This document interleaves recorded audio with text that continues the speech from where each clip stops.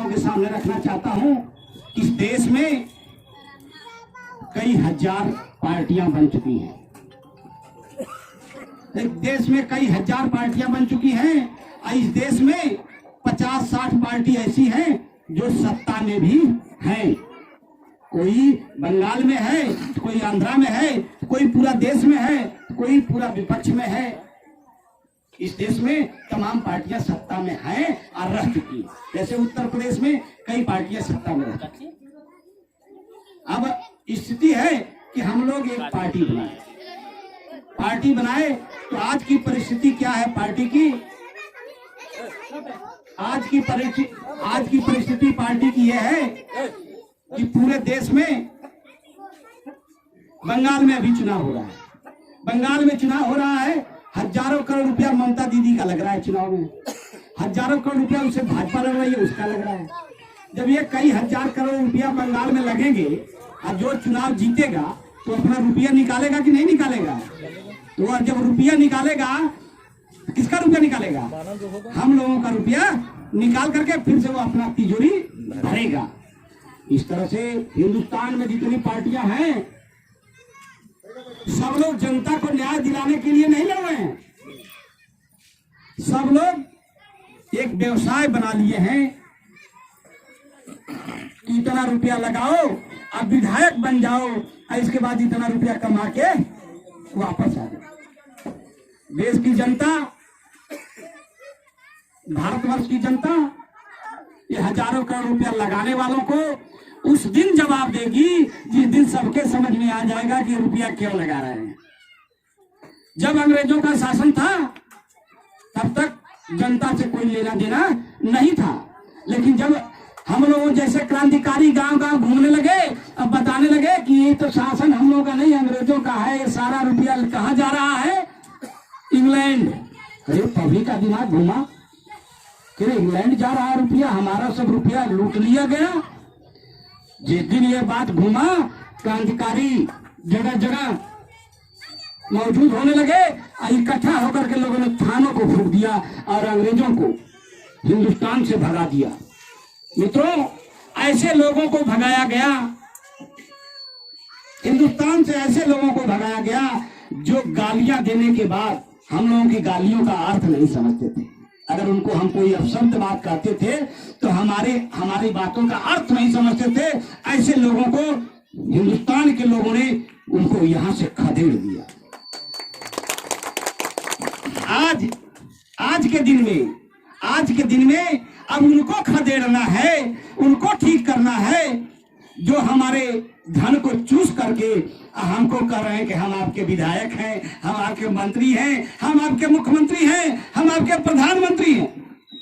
और धन हमारा चूस करके क्या कर रहे हैं? उसको एकत्र कर रहे हैं, एक आदमी के नाम से कर रहे हैं। क्या है कि सरकार जिसकी बनती है उस सरकार की कृपा से सारे टेंडर मिलते हैं, सारे सड़कों के टेंडर मिलते हैं, सारी चीजों के टेंडर मिलते हैं। अब तो रेलवे भी टेंडर पे चलेगी, हवाई जहाज भी टेंडर पे चलेगा। तो जब जिसको टेंडर मिलेगा वही रुपया कमाएगा। और जब रुपया एक जगह फिर से हो गया, हिंदुस्तान में भी हिंदुस्तान के लोगों ने रुपया एकत्र कर दिया। कैसे? जैसे अंग्रेज करके इंग्लैंड ले जाते थे, ये भी करके कहां ले जा रहे हैं? इंग्लैंड, अमेरिका में फैक्ट्री खोल रहे हैं, रूस में फैक्ट्री खोल रहे हैं, जापान में फैक्ट्री खोल रहे हैं। किसका रुपया है? वो हम लोगों का रुपया है जो कि जगह जगह लोग ले जा रहे हैं।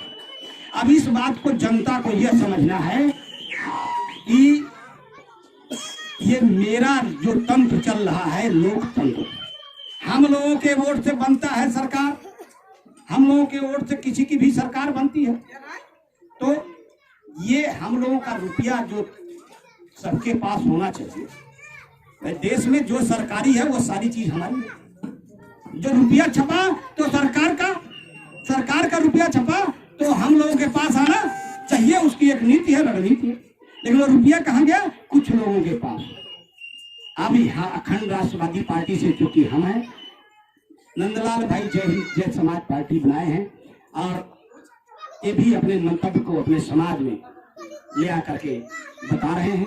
हम आप लोगों को यह बताना चाहते हैं कि लोग बिजनेस कर लिए हैं, नेतागिरी नहीं करते हैं। यह व्यापार हो गया है कि एक दुकान खोलो, विधायकी लड़ो, मंत्री बन जाओगे, रुपया 100 गुना अधिक बढ़ जाएगा। यह एक व्यापार हो गया है, नेतागिरी हिंदुस्तान से चली गई। एक आदमी ने हमें उस समय, एक विधायक ने कहा था, जब हम ग्रेजुएशन कर रहे थे बीकॉम, बनारस से आए लखनऊ, 12 दिन रह गए। एक विधायक ने कहा कि बाबू भाड़ा किराया ना हो तो हम देंगे, घर चले जाओ। महाराणा प्रताप अब मर गए हैं, फिर से कोई महाराणा प्रताप बनने की जरूरत नहीं करेगा इस देश में, और अब इसकी स्थिति नहीं। जब मैं पढ़ रहा था तब से आज तक अध्ययन करके हम लोग राजनीति में आए। साथियों, आप लोगों को विचार करना है कि किसको जिताना है, जो कि पहला काम ये करे कि अपना रुपया दूना न करे। तो उसको जिताना है कि जो रुपया न लगाए। भाई हम अपना दुकान खोलेंगे तब तो रुपया लगाएंगे, तब तो रुपया दूना करेंगे, 4 गुना करेंगे, 20 गुना करेंगे। तो आपको क्या करना है कि बिना रुपया लगाए हुए एक व्यक्ति को खड़ा करना है। जैसे भाई साहब को हम लोगों ने खड़ा कर दिया, ये तय कर दिया कि आपका 1 रुपया नहीं लगेगा। पहला काम इनके तय हो गया कि 1 रुपया आपका नहीं लगेगा। इनको हम लोग रुपया देंगे, 10 रुपया और 1 वोट। 1 वोट दिए और 10 का नोट दिए कि भैया देखा ये सरकार हमारी है, ये तोहार मलिकाना चली नहीं। ये 10 रुपया दे रहा हूं, हर आदमी 10 रुपया देगा, 1 वोट देगा। 50,000 लोग वोट देंगे और 50,000 लोग 10-10 रुपया देंगे, तो 5 लाख में चुनाव। बस समझ रहे हैं? इनका रुपया नहीं लगेगा तो ये कल से चोरी नहीं करेंगे, और चोरी करेंगे तो कान पकड़ करके पब्लिक कहेगी 10-10 रुपया देंगे यार, तुम्हारे पास कैसे 20 करोड़ रुपया होगा कैसे। इस नीति और रणनीति के साथ जय हिंद समाज पार्टी, भाई नंदलाल जी, मैं और कई दलों के लोग मिल करके हम लोग एक रणनीति बना रहे हैं कि हिंदुस्तान की ताकत को, हिंदुस्तान की जनता को कैसे बचाया जा सकता है, हिंदुस्तान के रुपए को कैसे बचाया जा सकता है। साथियों, इसी क्रम में हम लोगों ने एक रणनीति बनाया, जो हम अपनी पार्टी में तो चला रहे हैं, नंदलाल भाई से भी सिफारिश कर रहे हैं कि अपनी पार्टी में चलाइए।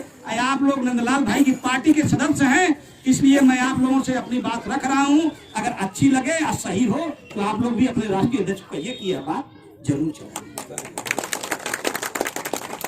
और मैं आप लोगों को यह बताना चाहता हूं कि जिस तरह से एक बार जमींदारी टूटी, कुछ लोगों ने नारा लगाया, भले वो बहुजन के ही लोग रहे हों, लेकिन नारा लगाया जो जमीन सरकारी है वह जमीन हमारी है। अच्छा लगा, जमीनें बटी, लोगों के पास 10 पैसा 5 पैसा जितना पहुंचना था पहुंची, लेकिन जमींदारी टूट गई।